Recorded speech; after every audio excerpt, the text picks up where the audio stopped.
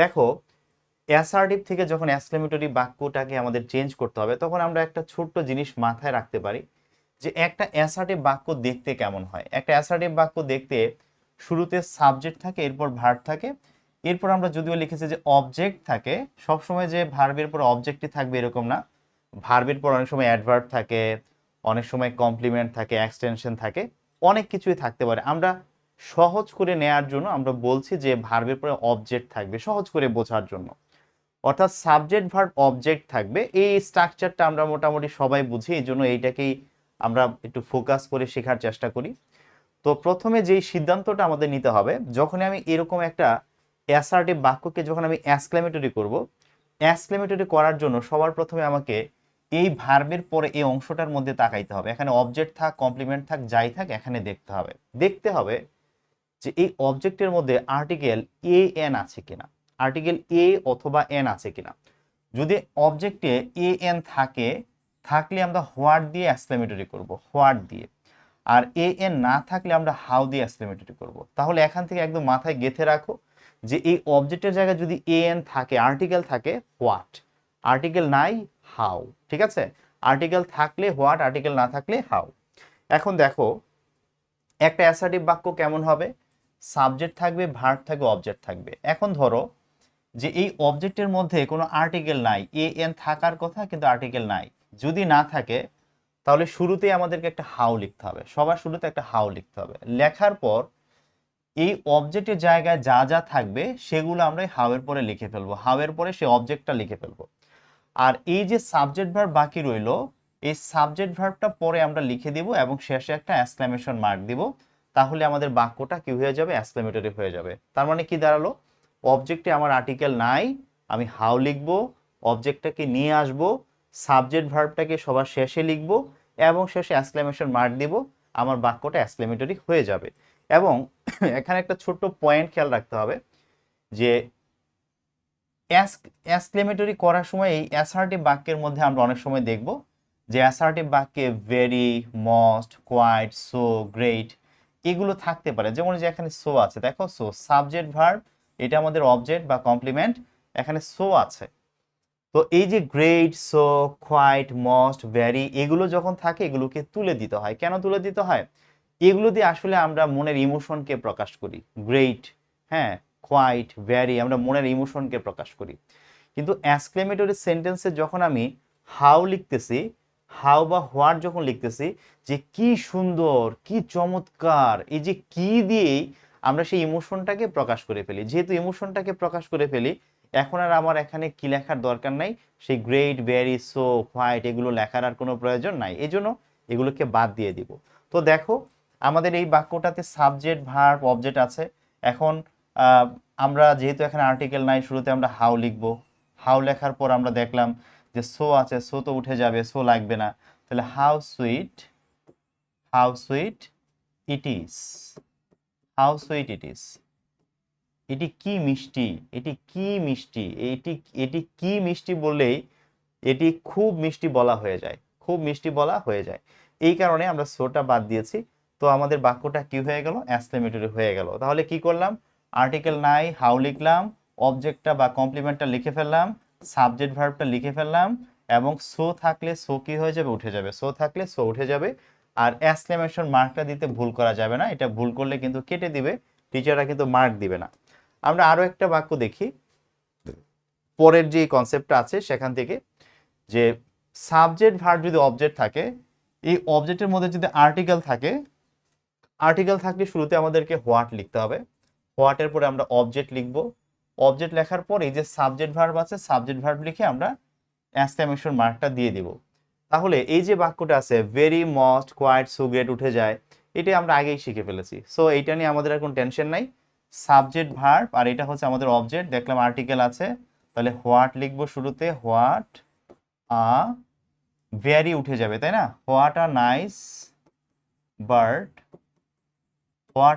What a nice bird it is, what a nice bird it is. ঠিক আছে, what a nice bird it is, আশা করছি বুঝতে কোনো অসুবিধা নাই। হ্যাঁ, what a nice bird it is, আমাদের হোয়াট চলে আসছে কারণ আর্টিকেল ছিল, অবজেক্টটা লিখে ফেলেছি বা কমপ্লিমেন্ট লিখে ফেলেছি, আর তারপরে কি করেছি আমরা ইট ইজ যে সাবজেক্ট ভার্ব ছিল লিখে এক্সক্লেমেশন মার্ক দিয়েছি, তো চেঞ্জ হয়ে গেল। হ্যাঁ, তো আমরা কয়েকটা বোর্ড কোশ্চেন ট্রাই করি, দেখি পারি কিনা।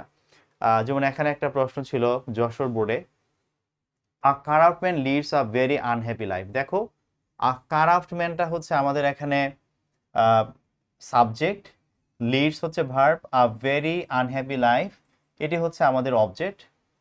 তো এখন আমরা দেখতে পাচ্ছি যে আর্টিকেল আছে, আর্টিকেল না থাকলে আমরা শুরুতে কি করব, হোয়াট লিখব, হোয়াট, ভেরি তো উঠে যাবে, তাহলে হোয়াট আ আনহ্যাপি লাইফ। কিন্তু আনহ্যাপির সাথে কিন্তু এ লিখা যায় না, আনহ্যাপির সাথে এন লিখতে হয়।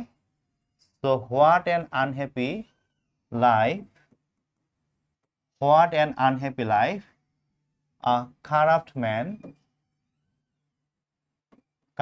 Man leads. ঠিক আছে, what an unhappy life a corrupt man leads. তো এই যে ভেরিটা তুলে দেওয়ার পর আমার যে আর্টিকেলটা চেঞ্জ করা লাগতে পারে, এটা কিন্তু খুবই গুরুত্বপূর্ণ। কখনো এ হবে, কখনো এন হবে। ইউ এর ক্ষেত্রে ইউ এর উচ্চারণ যখন ইউ এর মতো হয়, ইউ এর উচ্চারণ ইউ হলে আমাদেরকে সেখানে এ লিখতে হয়, আর ইউ এর উচ্চারণ যদি আ এর মতো হয় তখন আমাদেরকে এন লিখতে হয়। এখানে উচ্চারণ হচ্ছে আনহ্যাপি, আ উচ্চারিত হচ্ছে এই জন্য আমরা এন লিখেছি। এখানে কিন্তু এ লিখা যাবে না, এ লিখলে কি হবে, ভুল হবে। একইভাবে দেখো, a successful man is very happy. A successful ম্যানটা হচ্ছে আমাদের সাবজেক্ট ভার্ব, আর ভেরি হ্যাপিটা হচ্ছে আমাদের এখানে কমপ্লিমেন্ট বা অবজেক্ট। আমরা যেটাই সহজ করে বলার জন্য আমরা আসলে অবজেক্ট বলতেছি, যদি এগুলো সবই কমপ্লিমেন্ট।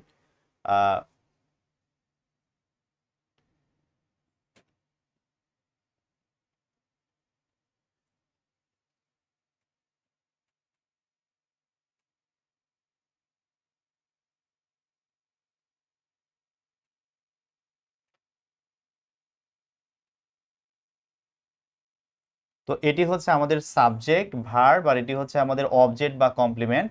আমরা যদিও এটাকে অবজেক্ট বলছি কিন্তু আসলে এটি কমপ্লিমেন্ট।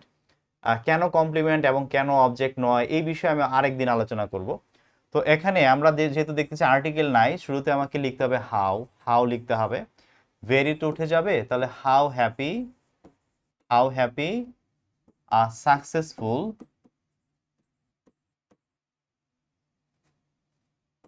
Successful man is. ঠিক আছে, how happy successful man is. পরের বাক্যটাতে আছে an idle man, একজন অলস ব্যক্তি, Leeds a very miserable life.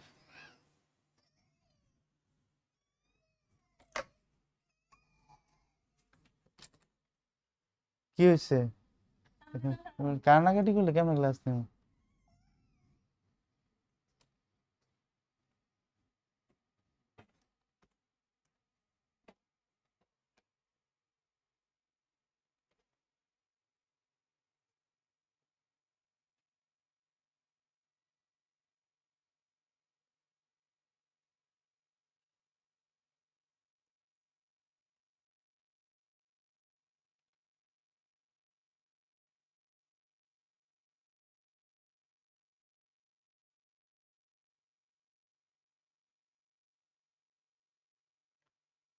ওকে, তো চলো আমরা কিছু বোর্ড কোশ্চেন সলভ করে দেখি যে আমরা পারি কিনা।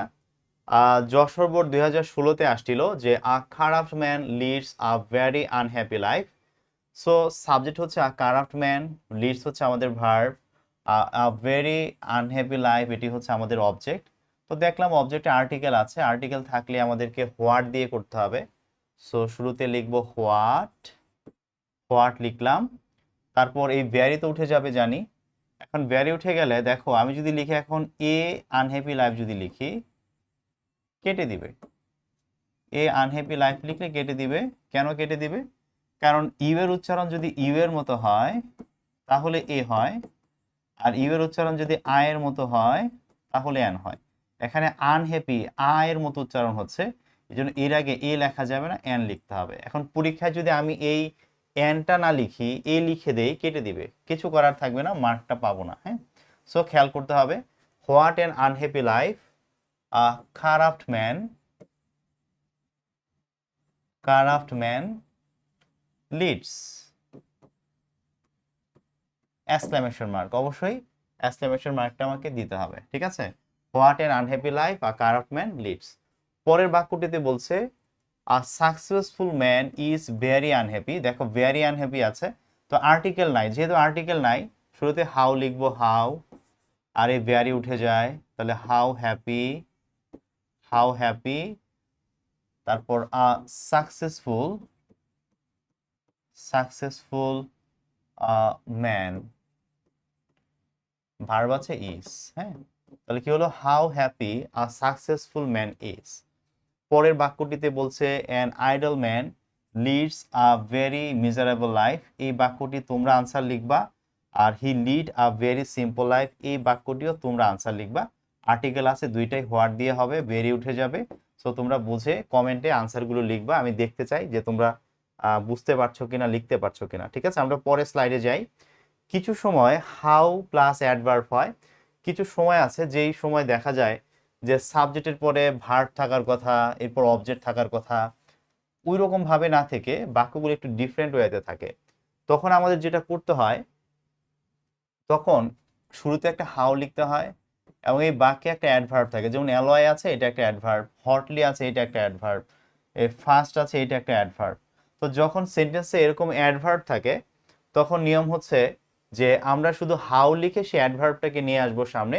যেমন হাউ আর্নেস, এরকমের অনেক বেশি বাক্য নাই, সচরাচর এই বাক্যগুলোকেই ঘুরে ফিরে আসতে দেখা যায়। How earnestly I desire to see him once, কি আগ্রহ নিয়ে তাকে একবার দেখার জন্য অপেক্ষা করছি, হ্যাঁ। How earnestly I desire to see her once, যে কি আগ্রহ নিয়ে তাকে একবার দেখার জন্য মুখে আছি, কবে সে আসবে। দ্য সান শোন ভেরি হটলি ওভারহেড, তো এখানেও সেম, হটলিটাকে সামনে নিয়ে আসবো, ভেরি উঠে যাবে। সো আমাদের আনসার হবে হাউ হটলি দ্য সান শোন ওভারহেড, এটা শেষেই থাকবে, চেঞ্জ হবে না, ওভারহেড এক্সক্লেমেশন মার্ক।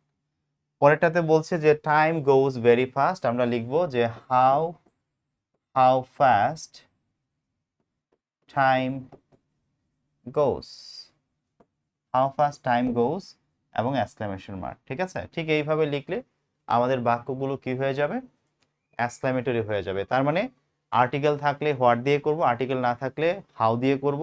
আর এই ধরনের যদি বাক্য আসে সেখানে আমরা হাউ দিয়ে শুধু অ্যাডভার্বটাকে সামনে নিয়ে আসবো, এনে সাজালে আমাদের বাক্যগুলো কি হয়ে যাবে, এক্সক্লেমেটরি হয়ে যাবে। তিনটা বিষয় শিখলাম। এখন আসো পরের বিষয়টা হলো যে অনেক সময় দেখা যায় যে সেন্টেন্সের শুরুতে আই উইশ বা আই ফ্যান্সি থাকে, আই উইশ বা I fancy. I wish, I fancy, I fancy মানে আমি মনে করি, আই থিঙ্ক, হ্যাঁ, থিঙ্কের পরিবর্তে আহ, আমরা যাই মনে করো যে এখানে ফ্যান্সি ব্যবহার করলাম, ফ্যান্সি মানে থিঙ্ক, হ্যাঁ, এটা মনে রাখলেই হবে। তো আই উইশ মানে আমার ইচ্ছে হয়, আই ফ্যান্সি মানে আমি মনে করি, হ্যাঁ। If, were, had, would, that, এই উইশ এবং ফেন্সির জন্য ইফও লেখা যাবে, ওয়ারও লেখা যাবে, হ্যাডও লেখা যাবে, উড দ্যাটও লেখা যাবে, এই চারটাই লেখা যাবে। কিন্তু প্রশ্ন হলো কখন কোনটা কিভাবে লিখবো।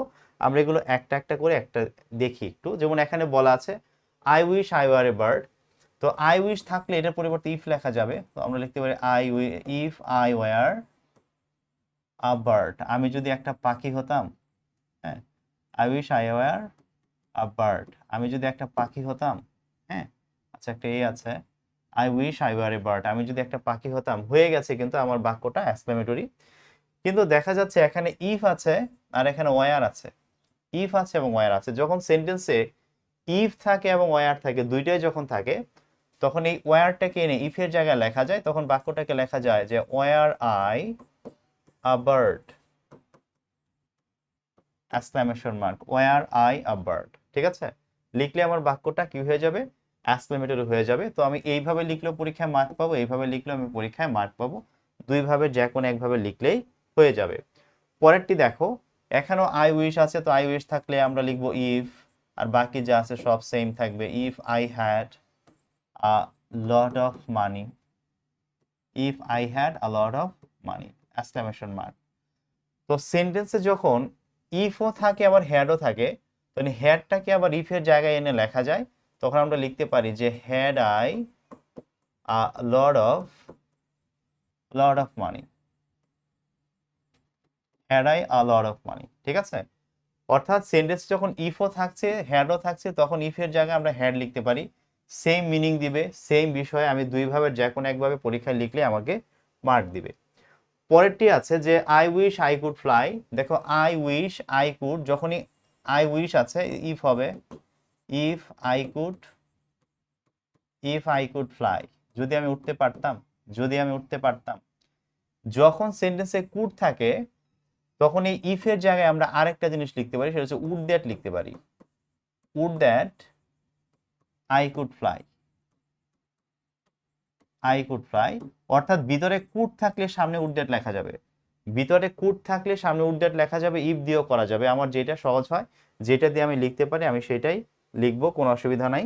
জাস্ট মনে রাখতে হবে কুড থাকলে উড দ্যাট লেখা যাবে, কুড থাকলে ইফ লেখা যাবে, দুইটাই লেখা যাবে। ঠিক আছে, তো আশা করব বুঝতে কোনো অসুবিধা নাই। তাহলে আমরা যেটা শিখলাম যে যে উইশের আই উইশ বাই ফেন্সির পরিবর্তে ইফ লেখা যায়, ওয়ার থাকলে ইফের জায়গায় ওয়ার লেখা যায়, ইফ লেখা যায়, হ্যাড ইফটাকে উঠিয়ে দিয়ে ইফের জায়গায় হ্যাড আনা যায়। আবার ইফ দিয়ে যখন লিখলাম যদি ভিতরে কুড থাকে তখন ইফের জায়গায় আবার উড ডেট লেখা যায়। তার মানে ইফ সব ক্ষেত্রেই হয়, ইফ সব ক্ষেত্রেই হয়। জাস্ট সেন্টেন্সের ভিতর ওয়ার থাকলে ইফটাকে উঠিয়ে ওয়ার লেখা যায়, হ্যাড থাকলে ইফ উঠিয়ে হ্যাড লেখা যায়, কুড থাকলে উড ডেট লেখা যায়। এটা ভেরিয়েশন, এই ভেরিয়েশনটা জেনে রাখতে হবে। যদি কখনো আবার এক্সক্লেমেটরি দিয়ে বলে যে অ্যাসার্টিভ করো, তখন যেন বুঝি যে ওই উড ডেট আছে তার মানে সাবজেক্ট প্লাস উইশ হবে, ওই যে হ্যাড আছে তার মানে সাবজেক্ট প্লাস উইশ হবে, ওয়ার আছে সাবজেক্ট প্লাস উইশ হবে। একটা শিখলে কিন্তু তার বিপরীতটা পারাটা অনেক বেশি সহজ হয়ে যায়। এই জন্য দুইটাই আমাদেরকে শিখতে হবে, শুধু একটা শিখলে হবে না, হ্যাঁ দুইটাই শিখতে হবে। তো চলো লাস্ট কয়েকটা বিষয় আছে। It is a matter of joy that থাকলে আমরা হুররে লিখব, আর it is a matter of sorrow বা গ্রিফ দ্যাট থাকলে আমরা অ্যালাস লিখব। It is a matter of shame that থাকলে আমরা ফি লিখব। ঠিক আছে, যেমন এখানে আছে it is a matter of joy that, তো it is a matter of joy that থাকলে আমাদের হুররে লিখতে হবে, তো আমরা লিখব হুররে, হুররে একটা ইন্টারজেকশন, তো এটার পরে একটা এক্সক্লেমেশন মার্ক হবে হুররে, হুররে। আর পরে কি আছে we have won, we have, এখানে ডাব্লিউটা বড় হাতের হবে, উই হ্যাভ ওন, হ্যাঁ ক্যাপিটাল লেটার দিয়ে কিন্তু উইটা লিখতে হবে, আর শেষে ফুল স্টপ হবে। Hurrah we have won, hurrah we have won, এটা হচ্ছে যখন আমাদের it is a matter of joy that থাকবে। আর যদি সরো দ্যাট থাকে, যে it is a matter of sorrow that আছে, it is a matter of sorrow that থাকলে অ্যালাস দিয়ে লিখতে হবে, তাহলে অ্যালাস, হ্যাঁ alas exclamation mark, he lost his teeth, তাহলে হচ্ছে হি লস্ট হিজ টিথ, এখানে কিন্তু ক্যাপিটাল লেটার দিয়ে শুরু করতে হবে। আর পরে আছে it is a matter of shame that, it is a matter of shame that থাকলে আমাদেরকে লিখতে হবে ফি দিয়ে, ফি ফি মানে ছি ছি, ছি ছি, he damaged the road, he damage the road. ঠিক আছে, এই হচ্ছে আমাদের assertive to exclamatory, assertive to অ্যাসক্লেমেটরির এই কয়েকটা বিষয় জানলে কখনোই পরীক্ষায় মিস হবে না ইনশাল্লাহ। সুতরাং চেষ্টা করতে হবে খুব ভালো করে, এই বিষয়গুলো সুন্দর করে নোট করে নিতে হবে, চর্চা করতে হবে এবং বই থেকে মডেল কোশ্চেন থেকে প্র্যাকটিস করতে হবে, তাহলে আর কখনোই পরীক্ষায় মিস হবে না। তো ভিডিওটি কেমন লাগলো জানাবে, যদি ভিডিওগুলো ভালো লাগে অবশ্যই সাবস্ক্রাইব করে দিবে, এবং তোমাদের যদি কোনো বিষয়ের আরও কোনো কন্টেন্ট দরকার হয়, স্পেসিফিক কোনো টপিকে কন্টেন্ট চাও, তোমরা কমেন্ট করতে পারো, অবশ্যই চেষ্টা করবো তোমাদের একদম বেসিক থেকে বুঝিয়ে দেওয়ার জন্য। তো ভালো থেকো, আসসালামু আলাইকুম।